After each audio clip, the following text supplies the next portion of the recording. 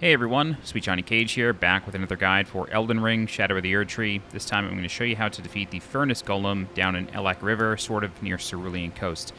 In order to reach this Furnace Golem in this area in general, you want to start at the gate front side of Grace, and then follow this path that I'm tracing, and then you will eventually find this little poison swamp area. That's how you know you're going in the right direction. And then just follow that route. You'll go through a cave system. It's a river that just goes downstream. Follow it, and you'll come out the other side, and there will be a Furnace Golem.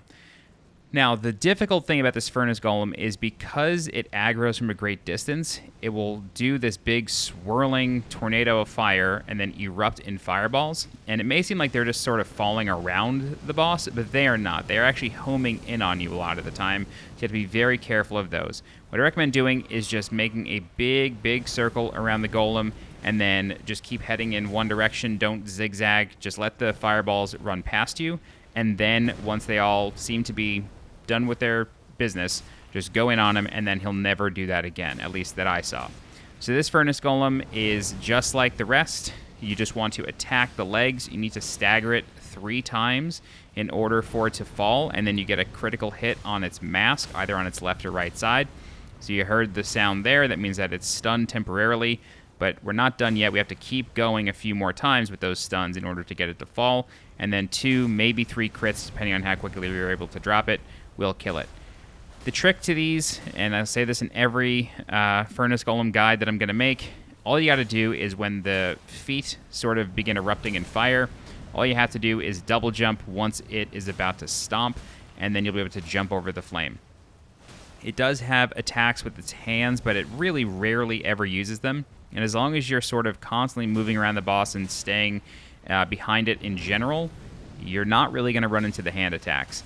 The tricky thing with this particular Furnace Golem is that sometimes, depending on how far away you get from this river, you can end up sort of along the ridge, and you may end up aggroing some of the lightning rams, and you really don't want to do that. So you have to be very mindful to stay in the river basin and not go up onto the grasslands, because there are some really big lightning rams up there.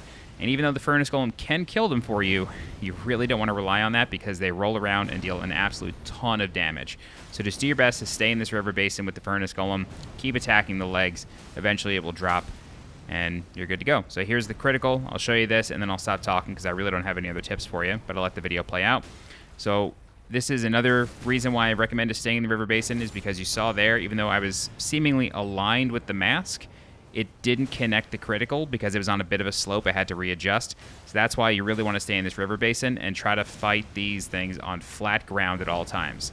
When he does a big jump, it's the same thing. It's just fire on the ground. You do want to get further away because there's a bit more of an eruption, and you can actually run into fireballs in the air. But other than that, it's just a double jump, same as always. All right, if you have any questions, please feel free to leave a comment. I'll do my best to help you out. If you're looking for more guides for Elden Ring, Shadow of the Erdtree, please subscribe to the channel so you get alerted when new guides go live. If you're interested in supporting the channel monetarily, please consider becoming a channel member by clicking the join button below this video. You can also leave a super thanks by clicking the heart icon below this video. Don't forget to join the community Discord. The link for that is in the description below. As always, I'm SweetJohnnyCage. Thank you so much for watching, and I'll see you next time. Bye-bye.